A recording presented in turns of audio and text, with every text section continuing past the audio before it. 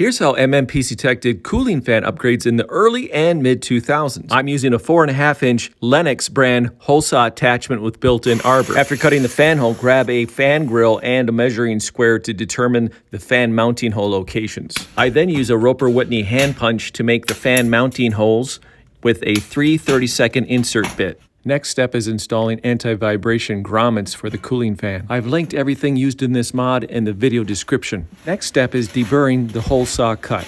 Then I install black U-channel trim around the fan hole cut to give it a nice finished look. From this era and still a great fan today, I'm installing the Panaflow L1A 120mm by 38mm thick cooling fan. This has a CFM rating of 68.9 at 30 decibels.